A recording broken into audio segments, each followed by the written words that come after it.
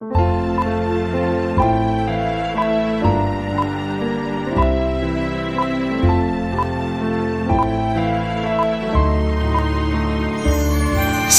kehancuran pasukan Raja Abraha, kota Mekah semakin ternama.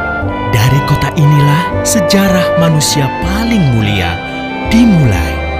Ka'bah sebagai jantung kota Mekah semakin ramai dikunjungi para peziarah. Demikian pula para pedagang.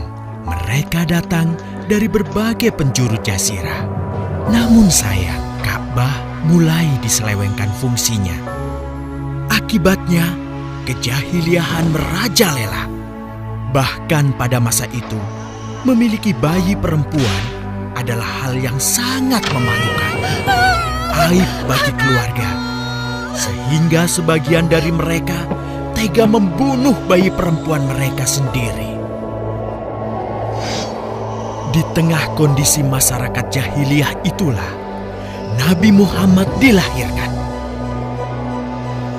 Bayi luar biasa itu lahir dari rahim seorang wanita mulia bernama Aminah.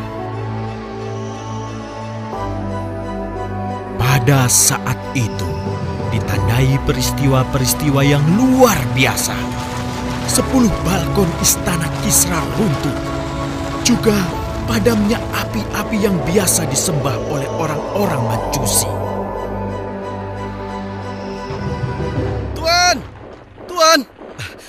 Tuan Abdul Muthalib, ada kabar gembira.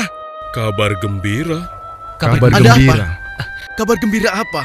Tuan, cucu Anda telah lahir. Benarkah? Laki-laki atau perempuan? Laki-laki, Tuan. Subhanallah, Alhamdulillah, Allahu Akbar. Kalau begitu aku ingin segera melihatnya. Mari, Tuan. Setelah mendengar itu, Abdul Muthalib bergegas menuju ke rumah Aminah.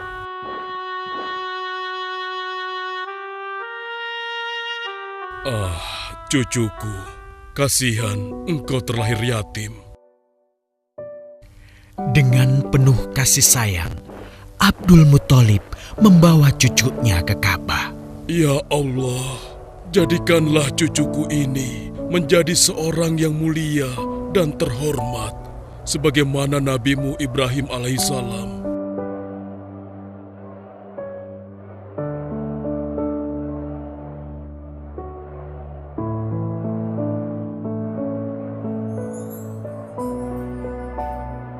Siapa namanya, Ayah?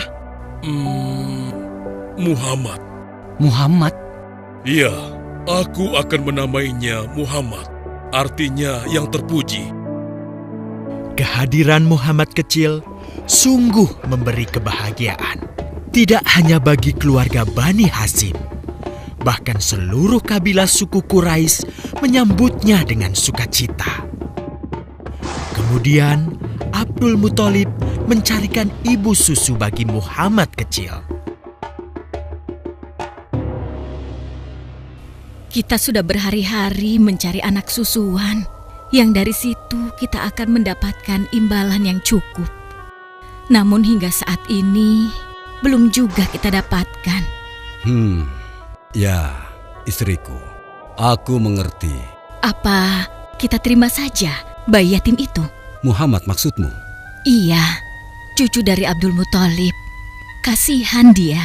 Hampir semua teman-teman dari rombongan kita tidak ada yang mau menyusuinya.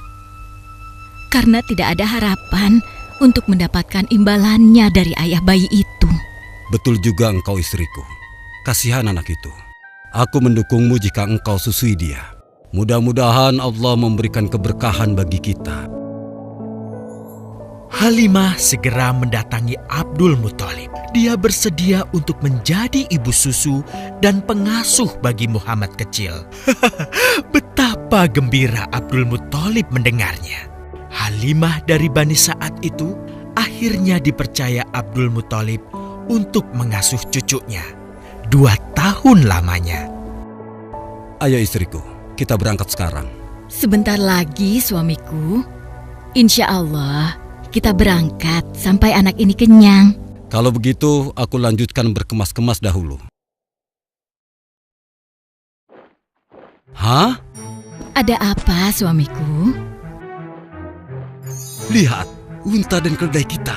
Mereka demikian sehat, tidak seperti sebelumnya.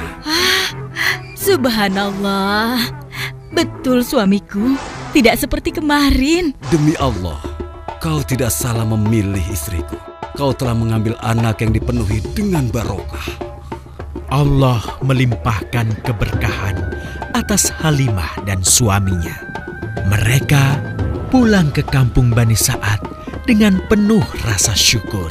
2 tahun berlalu sudah. Tugas Halimatus Sya'diyah sesungguhnya telah usai. Saatnya Muhammad kecil harus dikembalikan kepada ibunya. Terima kasih Halimah. Engkau telah merawat anakku dengan baik selama 2 tahun.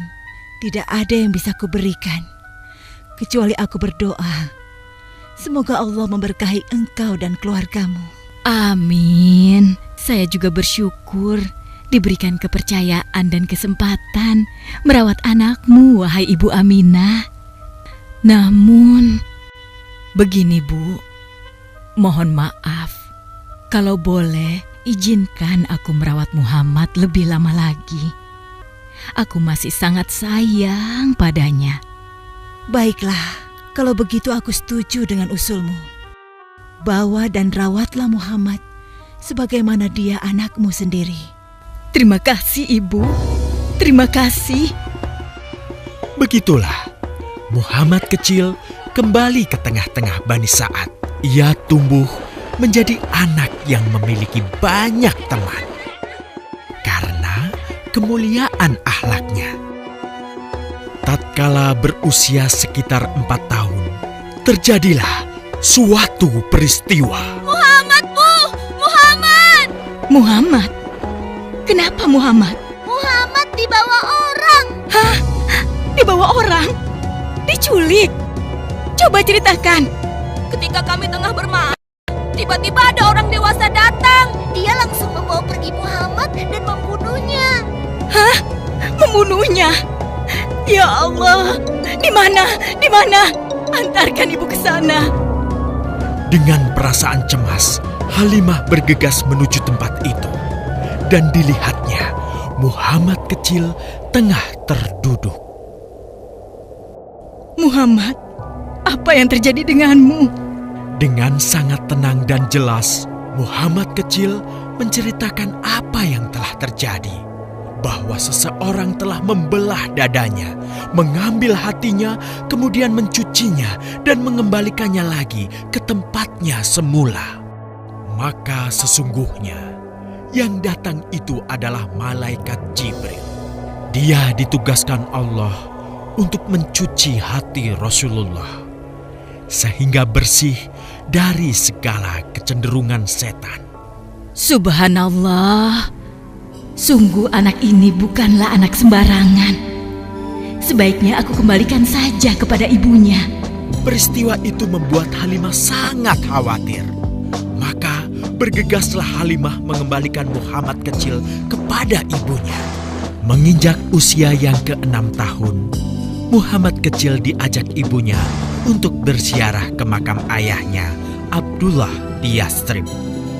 Dalam perjalanan pulang kembali ke kota Mekah, Aminah pun jatuh sakit. Dari hari ke hari, tubuhnya semakin melemah. Hingga di sebuah kota bernama Abwa, letaknya antara Mekah dan Yastrib, Aminah meninggal di sana. Dan Muhammad kecil pun menjadi seorang anak yatim piatu. Sejak itulah, Muhammad kecil dirawat dengan penuh cinta dan kasih sayang oleh kakeknya, Abdul Muthalib. Muhammad, sudah berhentilah memerah susunya. Insya Allah, sudah cukup untuk persediaan kita hari ini. Beristirahatlah sejenak. Makanlah agar kau tetap sehat.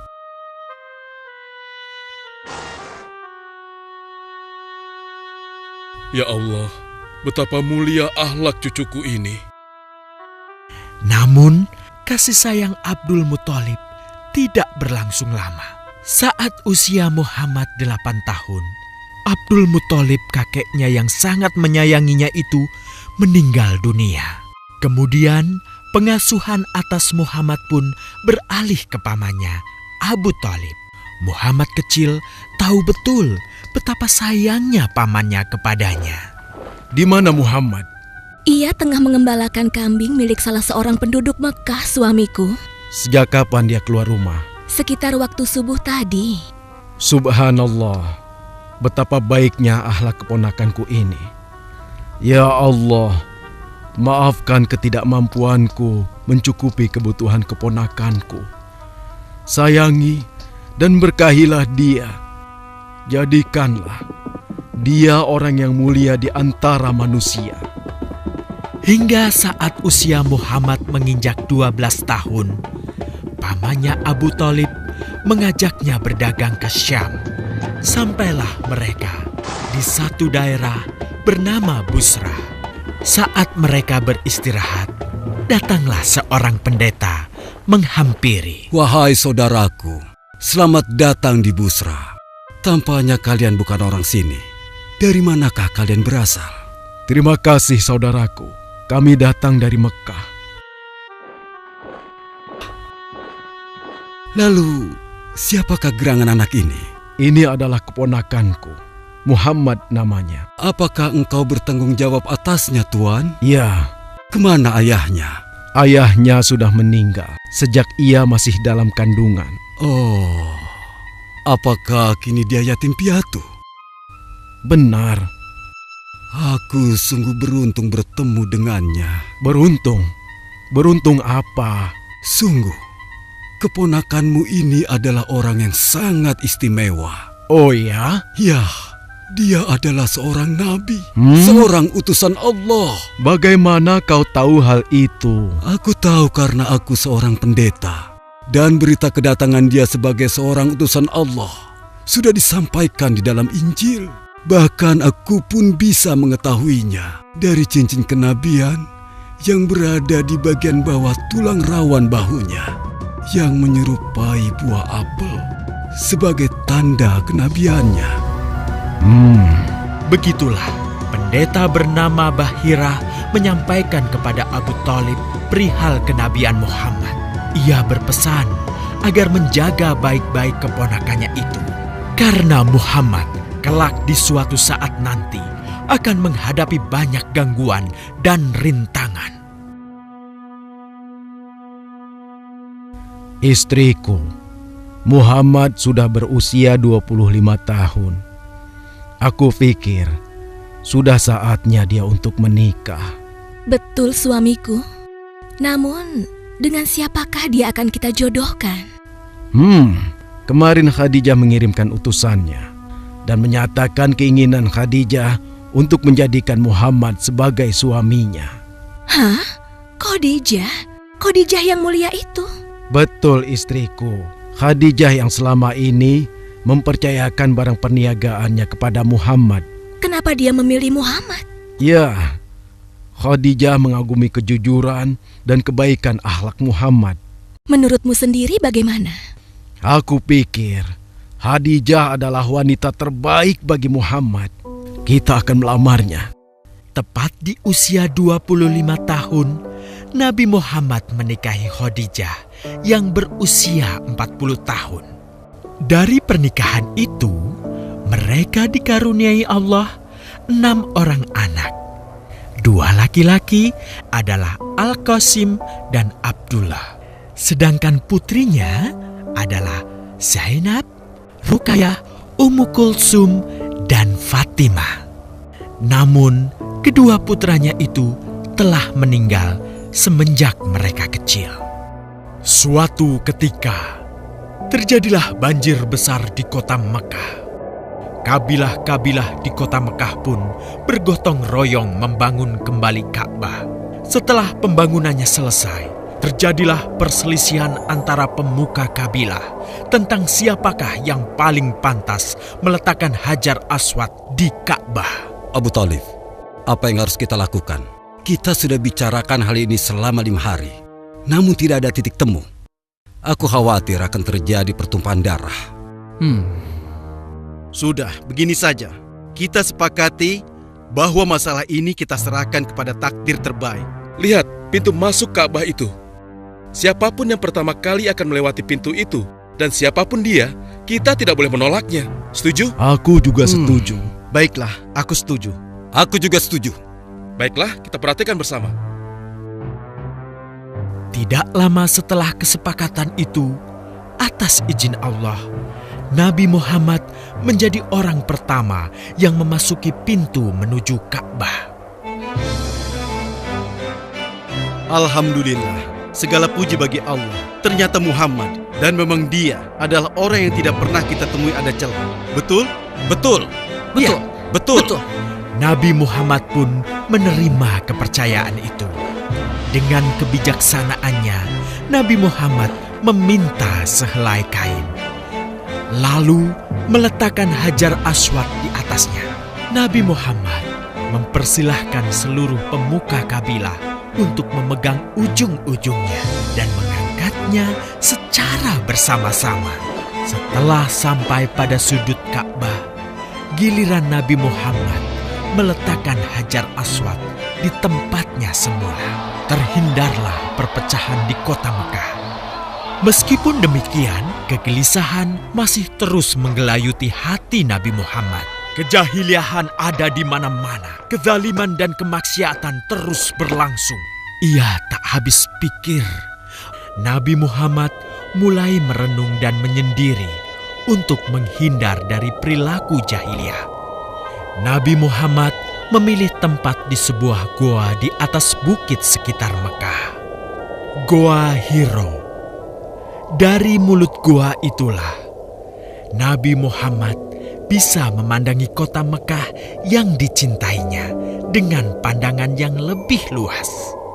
Hingga suatu ketika, sesuatu yang tidak pernah terbayangkan sebelumnya terjadi. Tiba-tiba, goa itu menjadi terang benderang. Kemanapun arah mata melihat, di sanalah cahaya itu ada. Itulah malaikat Jibril. Jibril berkata, "Bacalah." Dengan gemetar, Nabi Muhammad berkata, "Aku tidak bisa membaca." Malaikat Jibril lantas merangkul Nabi Muhammad SAW dengan kuat hingga nafas beliau sesak. Seraya berkata lagi, "Bacalah." Sampai akhirnya malaikat Jibril membantunya setelah merangkulnya dan menyuruhnya membaca hingga 3 kali. Kemudian malaikat Jibril membantunya membaca. "Bacalah dengan menyebut nama Tuhanmu yang menciptakan. Dia telah menciptakan manusia dari segumpal darah. Bacalah, dan Tuhanmulah yang paling pemurah, yang mengajarkan manusia dengan perantaraan Al-Qalam. Dia mengajarkan kepada manusia apa yang tidak diketahuinya." Kalimat suci telah terucap, resmilah sudah. Dari dalam Goa Hiro, Allah mengangkat Nabi Muhammad SAW